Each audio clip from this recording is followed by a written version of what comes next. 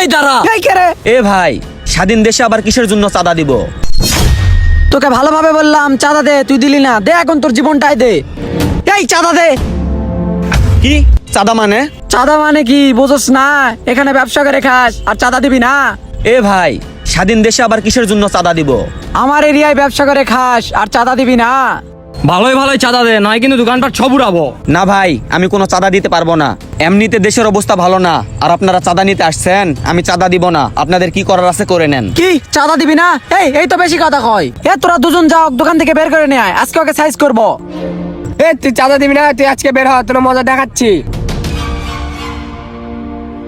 এ চল সাইডে চল। এ ভাই, আপনারা আমার সাথে এরকম করতেছেন কেন ভাই?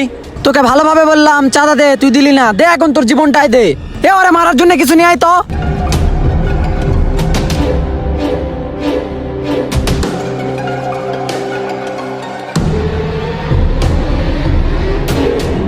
ভাই ভাই, দয়া করে আমাকে মাইরেন না ভাই। যত টাকা চাঁদা লাগে আমি দিব ভাই, কারণ আমার এই একটা জীবনের উপর দিয়ে আমার পরিবার চলে ভাই। আমার জীবনটা নিয়েন না ভাই।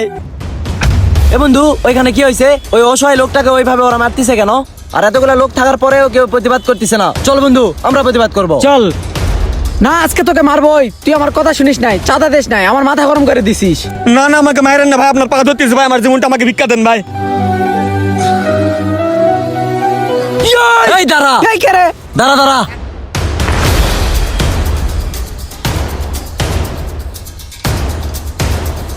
এই আমার বাদে কথা বলিস মানে? কে তোরা? এই তোরা এই ভাইকে এইভাবে মারতেছিস কেন? ভাই ওঠেন।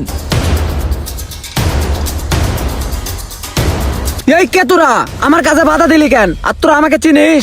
তোর মতো পাতি নেতা চিনার টাইম নাই। তুই এই জায়গা অন্যায় করেছিস আর আমরা তার প্রতিবাদ করবো না?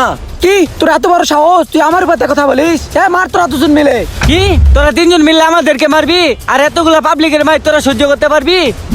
এই এ তো ঠিকই বলছে। পাবলিকের মার শুরু করলে তো আমরা সহ্য করতে পারবো না। চল এখান থেকে কেটে পড়ি। চল চল চল। ভাই, আপনাদের দুজনকে অসংখ্য ধন্যবাদ ভাই। আপনারা দুইজন যদি সময় মতো না আসতেন ভাই, তাহলে হয়তো আমার জীবনটাই চলে যাইতো ভাই। ভাই আপনার কোনো কিছু ক্ষতি হয়নি তো?